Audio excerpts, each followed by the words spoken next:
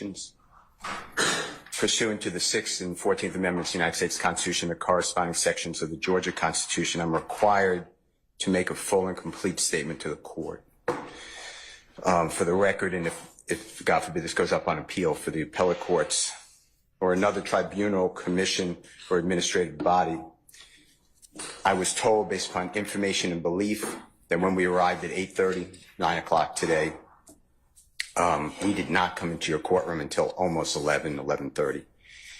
And what I found out just recently, this is not waived, is that supposedly in chambers, this honorable court reporter at times, honorable court at times, district attorney or district attorneys from the DA's office, as well as investigators, sheriff deputies, Mr. Copeland and his counsel met together. None of the defense team, to my knowledge, was aware that this was going on. It was told, based upon information belief, that it was told to the district attorneys that Mr. Copeland intended to plead the Fifth Amendment.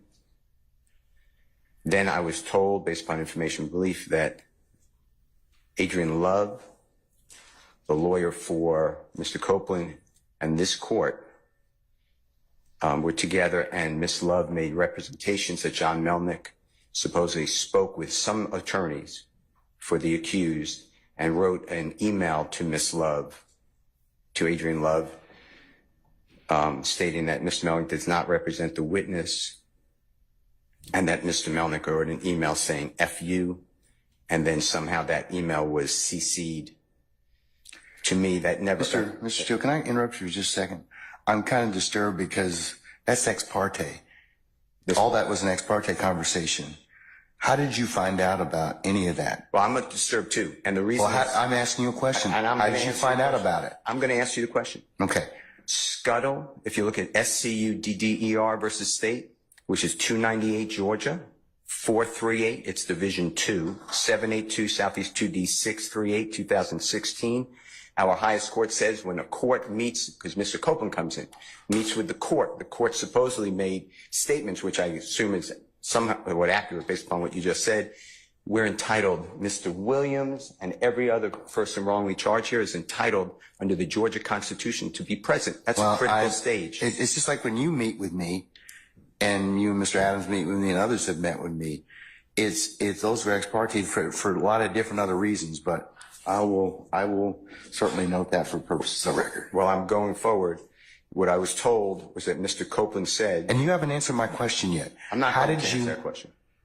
You're not? No, I will not answer that question. Why will you not answer that question? Because I want to make sure that what I say is accurate, and I'm not trying to... No. I'm asking you, how did you get this information? I'm not telling the court. What I'm saying is based upon information... Okay, well, listen, if you don't tell me how you got this information, then you and I are going to have some problems. We can have... I have problems right now. Okay, I know. Look, I don't want to know about your problems, okay, at this point in time. All I'm asking you at this point in time is, how did you come upon this information?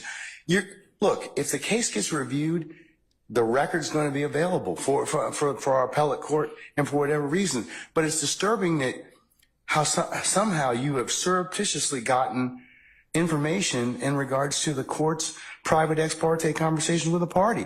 I mean, yes. A witness who was sworn in Friday, the court's telling, this is what I was told. If this is not true, not true. This court handed Mr. Copeland.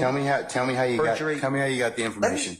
Listen, whatever you want to do. Tell me how you got the information, then we can go ahead and go forward. I'm not going to say that. What I'm going to say is this.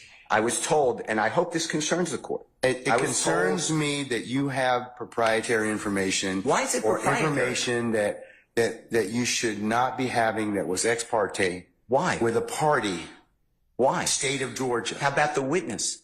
How about Mr. Copeland, who supposedly announced he's not testifying and he'll sit for 2 years, and then supposedly this honorable court, or excuse me, let me rephrase that. This court supposedly said, I can hold you until the end of this trial. Ms. Hilton supposedly said, actually, all of the defendants and then all 26 people are disposed of. If that's true, what this is coercion, witness intimidation, ex parte communications that we have a constitutional right to be present for. So I understand that you're upset towards me, but I don't know what I did. Mr. Steele, I still want to know, how did you come upon this information? Who told you? What I want to know is, why wasn't I there Why, Sir, I'm going to hold you in contempt if you don't tell me who the, I'm not- I tell me who this I information don't was want to come be from. held in contempt. Well, I'm not then, answering that question. That's attorney-client privilege information. I am not answering. attorney-client privilege, unless you were in my chambers, that's the only way you can figure out. I am telling I tell you you- what, I'm going to give you 5 minutes. If you don't tell me Don't who have you, to. I'm if gonna you don't tell me continue. who it is, I'm going to put you. But let me- I'm going to put you in contempt I because understand. that is not attorney-client privilege.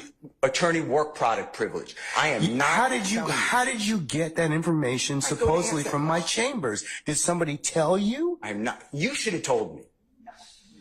You got 5 minutes. Well, I don't need it. I want to continue. You got 5 minutes? This is what I was told. Mr. Copeland, recess. Mr. Copeland made statements that he admitted to killing Donovan Thomas and was. Don't take my notes. No.